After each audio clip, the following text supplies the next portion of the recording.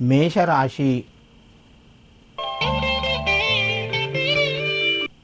చతుర్గ్రహ కూటమి వలన కొంత ఆర్థిక ఇబ్బందులు తగ్గే అవకాశాలు ఉన్నాయి.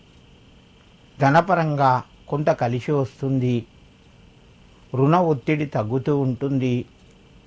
ఆరోగ్యం అనుకూలంగా ఉంది. వ్యాపారస్తులు రాణిస్తారు. ఉద్యోగ రంగంలో ఉన్నవారికి అనుకూలంగా ఉంది. నిరుద్యోగ ప్రయత్నాలు కొంతవరకు ఫలిస్తాయి. ముఖ్యమైన నిర్ణయాలు కూడా తొందరగా తీసుకుంటారు. మేషరాశి వారు ఈరోజు ఆంజనేయ స్వామికి 11 తమలపాకులు సమర్పించి నమస్కరించండి. మీకు మరింత శుభయోగం కలుగుతూ ఉంది. వృషభ రాశి. వ్యవహారాలు చక్కబడతాయి. కుటుంబ సభ్యుల మధ్యన సామరస్యం పెరుగుతూ ఉంటుంది. తోటివారి సహకారము లభిస్తాయి. ఉద్యోగ రంగమునందు మార్పులకు ఉన్నత స్థాయికి సంబంధించిన ప్రయత్నాలు కొంత ఆనందాన్ని కలగజేస్తాయి. నిరుద్యోగులకు చిరుపాటి ఉద్యోగం కూడా లభించే అవకాశాలు ఉన్నాయి.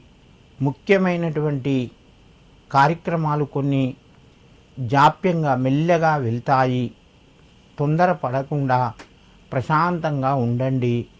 వృషభ రాశి వారు ఈరోజు మహారేణుకాయై నమః అని చెప్పి అమ్మవారుకు నమస్కరించుకొని మీ పనులు ప్రారంభించండి. మీకు మరింత శుభయోగం కలుగుతూ ఉంటుంది. మిథున రాశి. ఈ రాశి వారికి రోజు కొంత అనుకూలంగా చెప్పుకోవచ్చును. ప్రయత్నాలు ఫలిస్తాయి. ఆర్థిక పరంగా కొంత ఎదుగుదల ఉంటుంది.